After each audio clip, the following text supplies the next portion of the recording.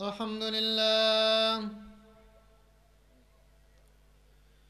الحمد لله نحمده ونستعينه ونستغفره ونعوذ بالله من شرور أنفسنا ومن سيئات أعمالنا. من يهده الله فلا مضل له ومن يضلله فلا هادي له. ونشهد أن لا إله إلا الله وحده لا شريك له. ونشهد أن سيدنا وسندنا وحبيبنا ومولانا محمدا عبده ورسوله صلى الله تعالى عليه وعلى آله وأصحابه أجمعين.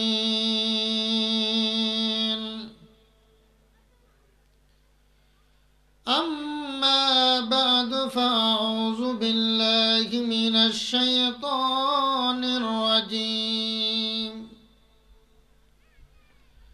بسم الله الرحمن الرحيم.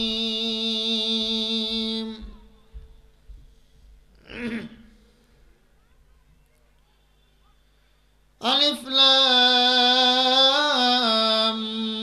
ميم.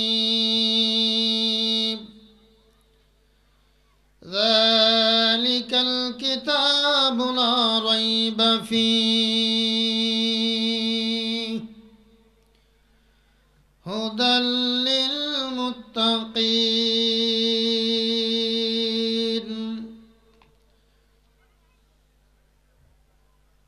وقال رسول الله صلى الله عليه وسلم: خيركم من تعلم القرآن وعلمه، أو كما قال النبي عليه الصلاة والسلام. اللهم صل على محمد وعلى آل محمد كما صليت على إبراهيم وعلى آل إبراهيم إنك حميد مجيد. اللهم بارك على محمد وعلى آل محمد كما باركت على إبراهيم وعلى آل إبراهيم إنك حميد مجيد.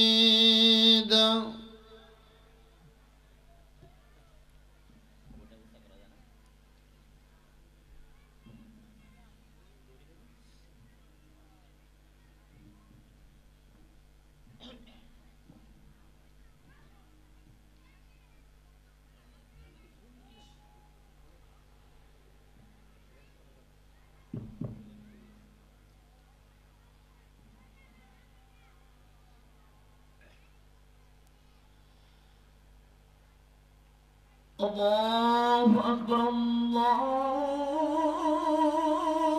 أكبر.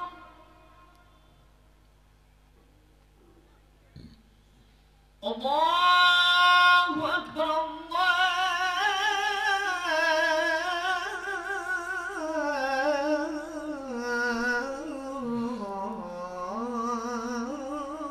الله أكبر. أشهد أن لا إله إلا الله.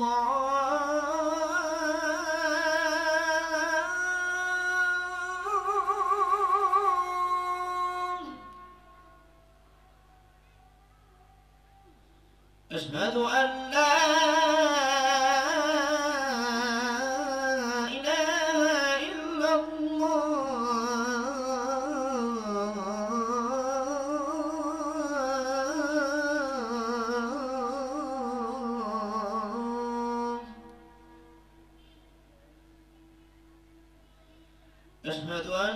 محمدا رسول الله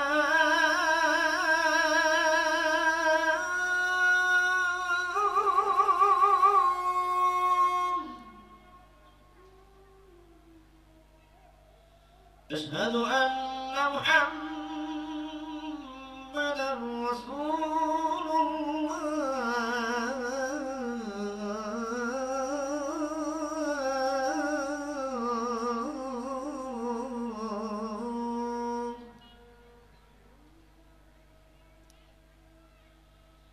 حي على الصلاة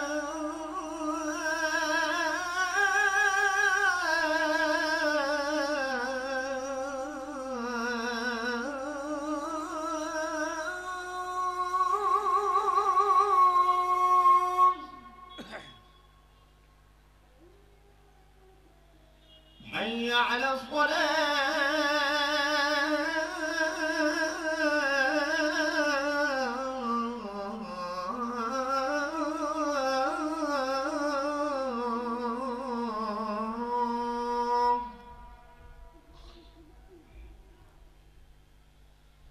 حي على الفلاح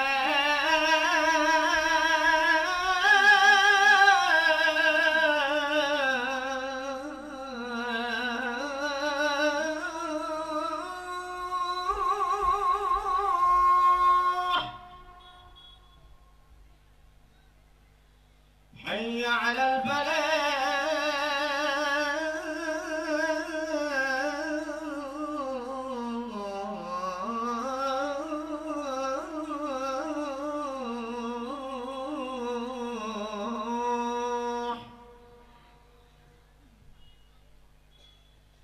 الله أكبر الله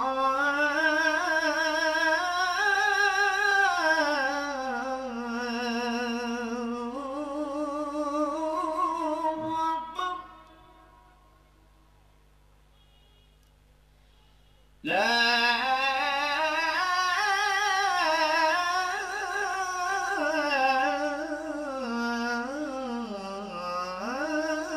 إله إلا الله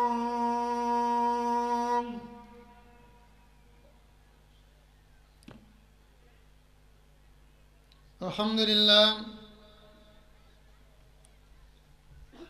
আল্লাহ তাআলার অশেষ মেহেরবানি যে আল্লাহ রাব্বুল আলামিন আমাদেরকে হাট পাগলা বাইতুল জান্নাত জামে মসজিদের উদ্যোগে ঐতিহাসিক ইসলামী মহাসম্মেলনের সম্মানিত সদর দিগারে হযরতে উলামা একরাম বরাদরুল ইসলাম আমরা মহান আল্লাহ তাআলার দরবারে কালিমাতু শুকর আদায় করি যে আল্লাহ তাআলা আমাদেরকে মাজালিসুর রহমান জান্নাতের বাগানে আসার এবং বসার দিনী কয়েকটি কথা শোনার এর উপর আমল করা আল্লাহ তাআলা আমাদেরকে তৌফিক দান করে সকলে বলে আমিন। আল্লাহ তাআলা আমাদেরকে এই জান্নাতের বাগানে আনছেন এই জন্য আমরা খুশি না বেজার? এই জন্য আমরা খুশি কেন?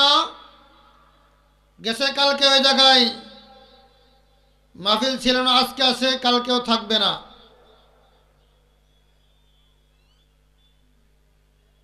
আজকের জন্য এই জায়গাটা জান্নাতের বাগান। আল্লাহ সুবহানাহু ওয়া তাআলা ফেরেশতাদেরকে বলে, হে আমার ফেরেশতারা, দুনিয়ার জমিনে তোমরা জান্নাতের বাগান তালাশ করো। ফেরেশতারা জিজ্ঞাসা করলেন, জান্নাতের বাগান কি? যেই জায়গায় দেখবা কোরআন এবং হাদিসের কথা চলছে, আমি আল্লাহ তাআলা শান শওকত নিয়ে আলোচনা করা হচ্ছে, রাসূলের সুন্নত নিয়ে আলোচনা করা হচ্ছে, এরকম জায়গা যদি তোমরা পাও তাহলে ওটা হলো জান্নাতের বাগান। আর ওইটা হলো জিকিরের হালকা। ফেরেশতারা ঘুরতে ঘুরতে এই জায়গায় দেখে যে একটা জিকিরের হালকা পেয়ে গেল। পাওয়ার সঙ্গে সঙ্গে ফেরেশতারা ঘুরতেছেন, একজন ফেরেশতা পেয়ে গেল। একজন ফেরেশতা পায়া অন্য ফেরেশতাকে ডাকে, হে ফেরেশতা ভাইরা আমার, জান্নাতের বাগান পেয়ে গেলাম। কোথায়? হাট পাগলা বাইতুল জান্নাত জামে মসজিদে পেয়ে গেলাম।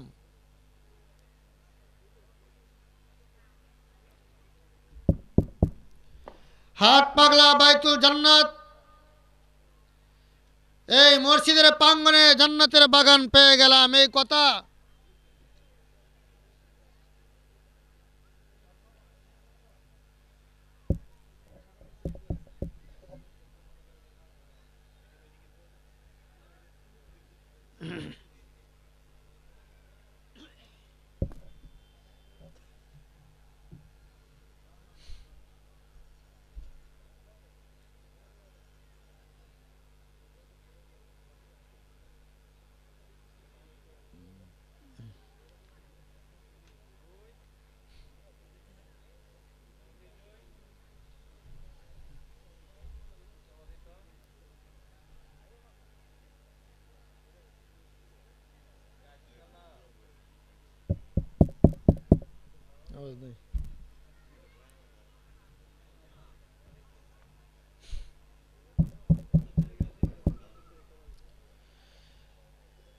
জান্নাতের বাগান পেয়ে গেলাম। এই কথা বলার পরে অন্যান্য ফেরেশতারা দৌড়িয়ে আসে।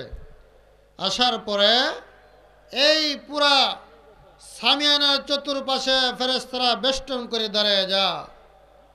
অন্য ফেরেশতারাও আসে। আসার পরে বলে, ভাই আমাকে সামনে জায়গা দাও, দেখি কারা কথা বলে আর কারা শুনে। তখন ফেরেশতারা বলে, যারা আগে এসে দাঁড়ায় গেল তারা বলে, না, সামনে জায়গা দেওয়া যাবে না। তোমরা যদি তাদেরকে দেখতে চাও তাহলে তোমরা আমার কাছে দাঁড়াও। এইভাবে ফেরেশতারা জমিন থেকে নিয়ে আসমান পর্যন্ত একজনের কাঁধে আরেকজন, আরেকজনের কাঁধে আরেকজন, আরেকজনের কাঁধে আরেকজন, এইভাবে ফেরেশতারা দাঁড়াইতে দাঁড়াইতে আসমান পর্যন্ত ঠেক লেগে যায়। কোন সুবহানাল্লাহ। আল্লাহ সুবহানাহু ওয়া তাআলা এই সকল ফেরেশতারা যখন এই জায়গায় থাকে, আখেরি মুনাজাত পর্যন্ত যখন ফেরেশতারা থাকে, আল্লাহ তাআলার কাছে যখন ফেরেশতারা চলে যাওয়ার পর আল্লাহ তাআলা জিজ্ঞাসা করে, হে ফেরেশতারা, আমার বান্দাদেরকে তোমরা কি অবস্থায় দেখে আসছো, কি অবস্থায় রেখে আসছো? ফেরেশতারা বলে, হে মালিক, তোমার বান্দারা দিনই কথাগুলো তারা মনের কান দিয়ে শুনতেছে, আর তোমাকে তারা ভয় করতেছে। তোমার জাহান্নাম দেখে নাই, জাহান্নামকে না দেখে জাহান্নামকে ভয় করতেছে। জান্নাত দেখে নাই, জান্নাত না দেখে জান্নাতের আশা করতেছেন। হে মালিক, তোমাকে দেখে নাই, না দেখে তোমাকে ভয় করতেছে। আল্লাহ তাআলা বলে, হে ফেরেশতারা, আমার ওই সকল বান্দারা যদি আমার জাহান্নামকে দেখতো তাহলে কি অবস্থা হইতো? ফেরেশতারা বলে, মাওলা, তোমার এই সকল বান্দারা যদি তোমার জাহান্নামকে দেখতো তাহলে এরা সদা সর্বদাই তারা নেক আমলের মধ্যে লেগে যেত, আর নেক আমল করতো, এত পরিমাণ নেক আমল করতো, যেই নেক আমলের কারণে তোমার বান্দাদের নেক আমল দেখে তুই মাওলা তাদের প্রতি খুশি হয়ে যাইতা। আল্লাহ তাআলা বলে, হ্যাঁ ফেরেশতারা, তোমরা সাক্ষী থাকো, যারা আমাকে দেখে না দেখে না দেখে যারা আমাকে ভয় করতেছে, না দেখে আমার জান্নাতকে ভয় করতেছে, না দেখে আমার জান্নাতের আশা করতেছে, হ্যাঁ ফেরেশতারা তোমরা সাক্ষী থাকো, আমি আল্লাহ তাআলা এদেরকে জান্নাতের মেহমান বানিয়ে দিলাম।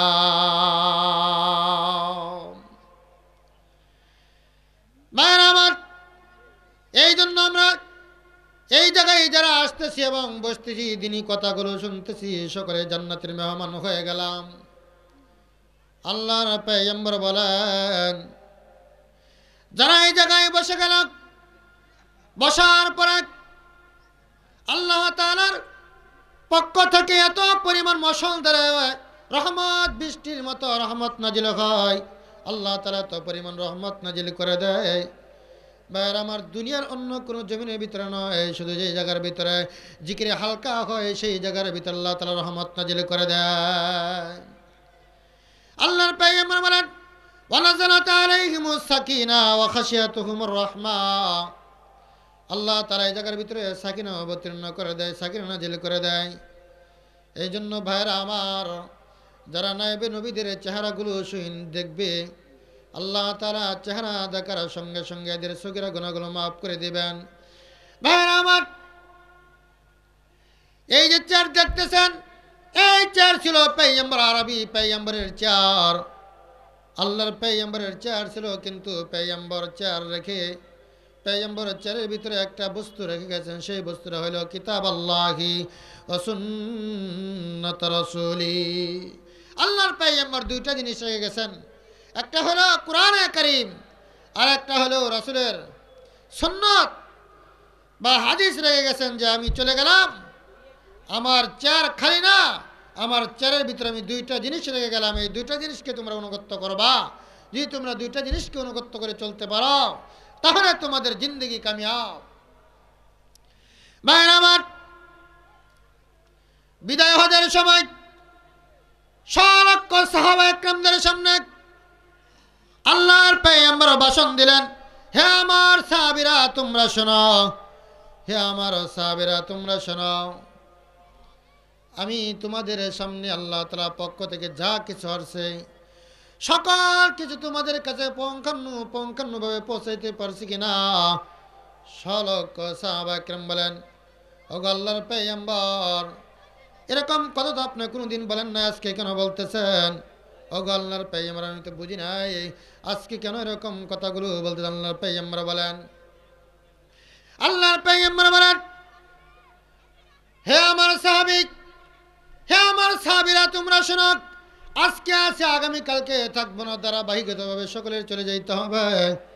হে আমার সাহাবীরা তোমরা শোনো, তোমরা দুইটা জিনিস কাটকে ধরে রাখবা, একটা হলো কোরআনে কারীম, আর একটা হলো আমি রাসূলের সুন্নতকে তোমরা আটকে ধরে রাখবা।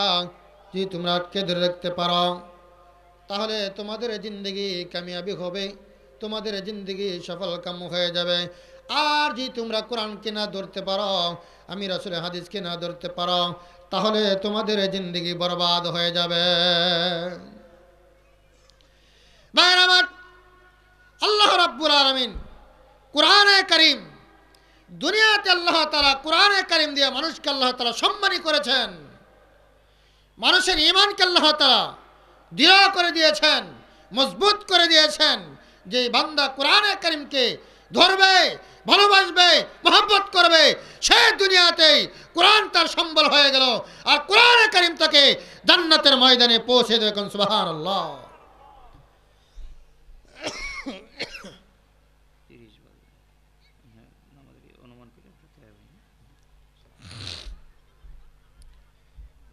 আল্লাহ সুবহানাহু ওয়া তাআলা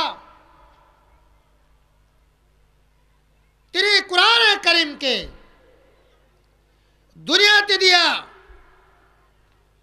আল্লাহ তাআলা দুনিয়ার দুর্বল মানুষদেরকে আল্লাহ তাআলা শক্তিশালী করে দিয়েছেন, দুর্বল মানুষকে আল্লাহ তাআলা ঈমানের দ্বারা শক্তিশালী করে দিয়েছেন, সকল বিষয়ের দ্বারা মানুষকে আল্লাহ তাআলা কোরআনে কারীম দিয়ে আল্লাহ তাআলা শক্তিশালী করে দিয়েছেন।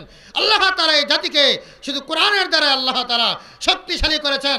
আর যেই এই জাতি যদি কোরআনে কারীমকে ধরতে পারে, আর কোরআনে কারীম এই জাতিকে আল্লাহ তাআলা জান্নাতের মধ্যে পৌঁছে দেবে। সুবহানাল্লাহ। ভাইরা আমার, আল্লাহ সুবহানাহু ওয়া তাআলা বলেন, ওয়াতাসিমু বিহাবলিল্লাহি জামিআ ওয়ালা তাফাররাকু। আল্লাহ তাআলা বলেন, হে দুনিয়ার মানুষেরা শোনো, হে দুনিয়ার মানুষেরা শোনো। আল্লাহ তাআলা বলেন ওয়াতাসিমু, এইখানে আল্লাহ তাআলা জমার সিগা ব্যবহার করে আল্লাহ তাআলা বলে দিয়েছেন, হে দুনিয়ার মানুষেরা তোমরা শোনো, হে পৃথিবীর মানুষেরা তোমরা শোনো, তোমরা সকলেই একসাথে জমা হয়ে আমি কোরআনে কারিমকে মজবুত করে শক্তিশালী করে তোমরা ধরবা। আমি কোরআনে কারিম রশিকে তোমরা শক্তিশালী করে ধরবা। আল্লাহ তাআলা একটা রশিক আল্লাহ তাআলার আরশে আজিমে রেখে দিলেন, আর একটা রশিক আল্লাহ তাআলা দুনিয়ার জমিনে ছেড়ে দিলেন। ওই রশিটা হলো কোরআনে কারিম। যে ব্যক্তি কোরআনে কারিমকে ধরতে পারবে, মজবুত করে ধরতে পারবে, আল্লাহ সুবহানাহু ওয়া তাআলা আল্লাহ তাআলা বলেন, হে দুনিয়ার মানুষেরা তোমরা কোরআনকে মজবুত করে ধরার কারণে কঠিন মুসিবত থেকে আমি আল্লাহ তাআলা তোমাদের কিতাব দিয়ে বিনা হিসেবে জান্নাতের মধ্যে পৌঁছে দেবা। এই জন্য ভাইরা আমার, কোরআনে কারিমকে এত পরিমাণ মহব্বত করতে হবে, এত পরিমাণ ভালোবাসতে হবে। যদি কোরআনে কারিম আপনার হয়ে যায় তাহলে আপনার দুনিয়ার সব কিছু হয়ে গেল। আর কোরআনে কারিম যদি আপনাকে ছেড়ে দেয় তাহলে দুনিয়া সব বরবাদ হয়ে গেল, পরকাল বরবাদ হয়ে গেল। এই জন্য কোরআনে কারিমকে মজবুত করে ধরবো, আঁকড়ে ধরবো। ভাইরা আমার, এই কোরআনে কারিমকে পরীক্ষা করার জন্য আবু জাহাল, উকবা, শাইবা কত চেষ্টা করেছে। এটা আসমানি কিতাব না, দুনিয়ার জাদুর কিতাব। এটাকে পরীক্ষা করার জন্য এমান শহর থেকে একটা জাদুঘর এনেছেন, জামাত নামক জাদুঘর এনেছেন।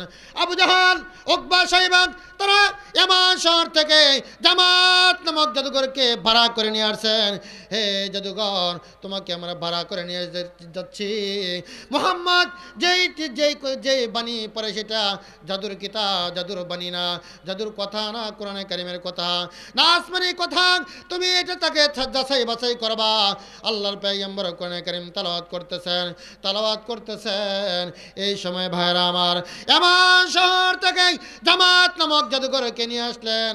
আর জামাত নামক জাদুঘর পয়গম্বরের কাছে দাঁড়ায় গেলেন। দাঁড়িয়ে যাওয়ার পরে পয়গম্বর তেলাওয়াত বন্ধ করে দিলেন। জামাত নামক জাদুঘর বলতেছেন, হে পয়গম্বর, হে মুহাম্মদ, তুমি তেলাওয়াত চালিয়ে যাও। আল্লাহর পয়গম্বর তেলাওয়াত করতেছেন। তেলাওয়াত করতে করতে করতে করতে সূরা ফাতিহা থেকে নিয়ে সূরা বাকারা থেকে নিয়ে সূরা নাস পর্যন্ত পয়গম্বর তেলাওয়াত করতেছেন। তেলাওয়াত শেষ হয়ে গেল। শেষ হয়ে যাওয়ার সঙ্গে সঙ্গে জামাত নামক জাদুঘরের চোখ থেকে তেলাওয়াত শুনিয়ে চোখ থেকে টপকে টপকে পানি পড়তেছে। আবু জাহেল, উকবা, শাইবা এই জামাত নামক জাদুঘরের অবস্থা দেখে বলে, তাকে আল্লাহ ভাড়া করে নিয়ে আসলাম, এটা কোরআনে কারিম না, জাদুর কিতাব। এখন দেখা যায় এমান শহর থেকে যে জামাত নামক জাদুঘরকে নিয়ে আসলাম, সে মুহাম্মদের তেলাওয়াত শুনে এখন সে চোখের পানি ছেড়ে দিয়েছে। মনে হয় মুহাম্মদ তেলাওয়াত বন্ধ করে দিলেই সঙ্গে সঙ্গে কালেমা পড়ে মুসলমান হয়ে যাবে। ভাইরা আমার, আল্লাহর পয়গম্বর তেলাওয়াত বন্ধ করে দিলেন। বন্ধ করে দেওয়ার পরে পয়গম্বরকে বলতেছেন, হে পয়গম্বর, আবু জাহেল ভুল করেছে, শাইবা ভুল করেছে, তারা সকলেই ভুল করেছে। আমি আর ভুল করতে চাই না। জলদি করে আপনার আমি হাতে হাত রাখলাম। হে পয়গম্বর, আমাকে পড়ে দেন লা ইলাহা ইল্লাল্লাহু মুহাম্মাদুর রাসূলুল্লাহ। সঙ্গে সঙ্গে জামাত নামক জাদুঘর পয়গম্বরের হাতে হাত রেখে কালেমা পড়ে মুসলমান হয়ে গেল। হয়ে যাওয়ার সঙ্গে সঙ্গে আবু জাহেল বলল, কি ব্যাপার, আমি খাল খনন করে কি আমি কুমির নিয়ে আসলাম নাকি? এখন দেখা যায় এখানে পরে মুসলমান হয়ে গেল। ভাই আমার, বন্ধুরা আমার, এই কোরআনে কারিমের ভিতরে আল্লাহ তাআলা এত পরিমাণ মানুষের জন্য হেদায়েত রাখছেন। আল্লাহ তাআলা বলেন, ইযা যুকিরাল্লাহু ওয়াজিলাত কুলুবুহুম ওয়া ইযা তুলিয়াত আলাইহিম আয়াতুহু যাদাতুহুম ঈমানা ওয়া আলা রাব্বিহিম ইয়াতাওয়াক্কালুন। হে ভাইরা, বন্ধুরা আমার, যখন মুমিন বান্দার সামনে কোরআন কারীম তেলাওয়াত করা হয়, ইযা যুকিরাল্লাহু ওয়াজিলাত কুলুবুহুম, যখন আল্লাহ তাআলার নামকে স্মরণ করা হয়, তখন মুমিন বান্দার অন্তরের ভিতরে ভূমিকম্প শুরু হয়ে যায়। হ্যাঁ ভাইরা আমার, আর যখন ওয়াইজা তুলিয়াত আলাইহিম, আর যখন আয়াত পড়া হয়, যাদাতুহুম ঈমানা, তার ঈমান বেড়ে যায়। কেন বেড়ে যায়? কোরআন কারীম শুনলে ঈমান বাড়ে। মুমিন বান্দার কোরআন কারীম শুনলে ঈমান বাড়বে। গান গান বাজলে ইমান বাড়বে না, গান শুনলে ইমান বাড়বে না, অন্য কোনো কিছু দেখলে ইমান বাড়বে না। কিন্তু কোনো বান্দা যদি কোরআন কারীম তেলাওয়াত শুনে তার ইমান বেড়ে যাবে।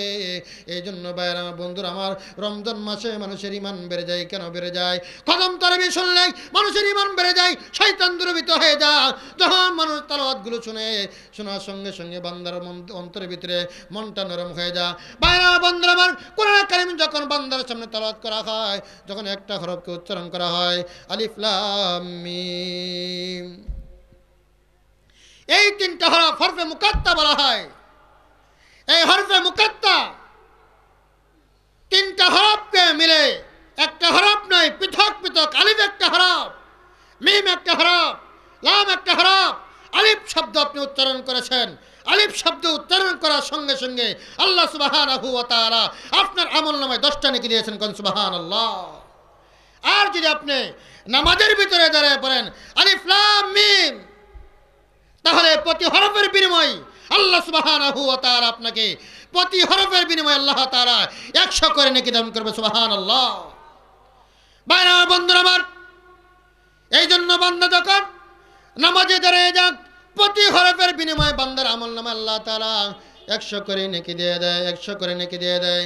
এই জন্য ভাইরা বন্ধুরা আমার, সামনে আমাদের সুবর্ণ সুযোগ, রমজান মাস চলে আসছে। আমরা খতম তারাবি পড়ব, আহফাজে কোরআনের পিছনে দাঁড়িয়ে দাঁড়িয়ে আমরা তেলাওয়াতগুলো শুনবো, শুনে এর উপর আমল করব, কোরআনকে মহব্বত করব, হাফেজে কোরআনকে মহব্বত করব।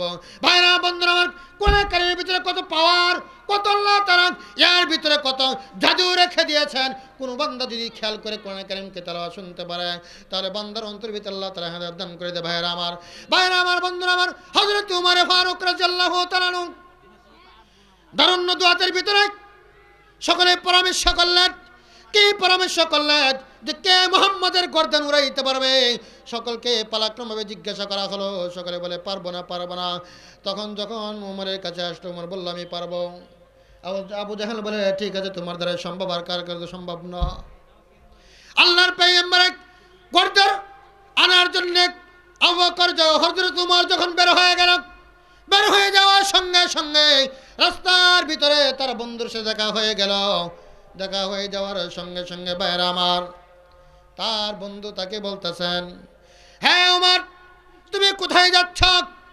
হযরত উমর বলেন, আমি মুহাম্মাদের গর্দানকে উড়ানোর জন্য যাচ্ছি, মুহাম্মাদের গর্দান আনার জন্য যাচ্ছি, আর কিছুর জন্য নয়। তখন উমরের বন্ধু বলতেছেন, হে উমর, তুমি মুহাম্মাদের গর্দানকে আনতে যাচ্ছ? না, তোমাকে ওই গোত্রের লোকেরা গর্দান আনতে দিবে না, তোমাকেও তারা উড়াইয়া দিবে। সঙ্গে সঙ্গে হযরত উমর তিনি হাতের ভিতরে তলোয়ার ছিল, তলোয়ারের কুশ থেকে তলোয়ার টান মেরে বের করে ফেললেন। সঙ্গে সঙ্গে আপনার তিনার বন্ধু তলোয়ার বের করে ফেললেন। তখন বলতেছে, তুমি কি তোমার বোন, তোমার ভগ্নিবতী, তোমার নিজের বাড়ির খবর লাও? তোমার বোন, তোমার ভগ্নিবতী তার তো মুসলমান হয়ে গিয়েছে। হযরত উমর ফারুক রাদিয়াল্লাহু তাআলা আনহু বলতেছেন, কি কও? সঙ্গে সঙ্গে চলে গেলেন। চলে যাওয়ার সঙ্গে সঙ্গে ভাইরা আমার, হযরত উমর ফারুক রাদিয়াল্লাহু তাআলা আনহু কেনা বোনের বাড়িতে গেলেন। যাওয়ার পরে হযরতে খাব্বাব রাদিয়াল্লাহু তাআলা তিনি শুনতেছেন, হযরত উমরের খরমের পাওয়ের আওয়াজ শুনতেছেন।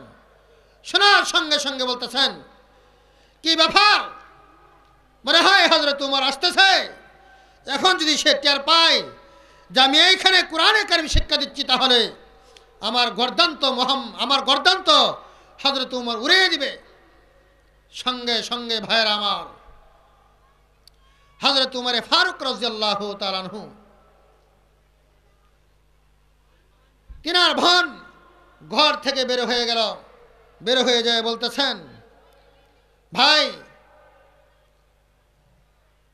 তুমি নাকি কালিমা পড়ে মুসলমান হয়ে গিয়েছো, আমি শুনতে পারলাম। সঙ্গে সঙ্গে তিনার বোনকে মারতে শুরু করলেন। মারতে মারতে তিনার বোনকে বেহুশ করে ফেললেন। তিনার বোন বলতেছেন, ভাই, যে সত্য ধর্ম হয় তাহলে গ্রহণ করেছি, যত তুমি শাস্তি দাও, যত নির্যাতন করো, যত মারো, তারপরে এক মুহূর্তের সময় ঈমান ছাড়ব না। সঙ্গে সঙ্গে হযরত উমর ফারুক রাদিয়াল্লাহু তাআলা আনহু তিনার বোনকে থাপ্পড় মারলেন, তিনার বোন জমিনে পড়ে গেল। আর তিনার বোন দোয়া করতেছেন, আল্লাহ আমার ভাইকে হেদায়েত দান করেন, না হলে তুমি ধ্বংস করিয়া দাও। কিন্তু এর আগে দিয়া আল্লাহর পয়গম্বর দোয়া করেছিলেন, উমর আইনে দুই উমর থেকে যে কোনো একজনকে তুমি মুসলমান বানিয়ে দাও। কত ভাই ভাই বাজে কত?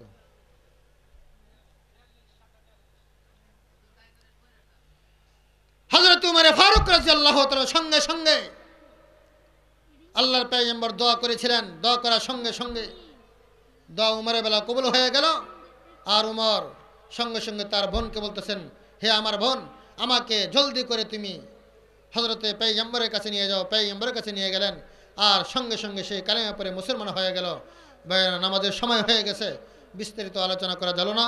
আমরা যে সকল কথাগুলো শুনলাম এর উপর আল্লাহ তাআলা আমল করে তাওফীক দান করুন বলে আমিন। আমরা সকলে নামাজের জন্য চলে যাই। আমাদের 7:35 জামাত শুরু হবে, আমরা সকলে নামাজের জন্য চলে যাই। ওয়া আখিরু দাওয়ানা আলহামদুলিল্লাহি রাব্বিল আলামিন। আসসালামু আলাইকুম ওয়া রাহমাতুল্লাহি ওয়া বারাকাতুহু।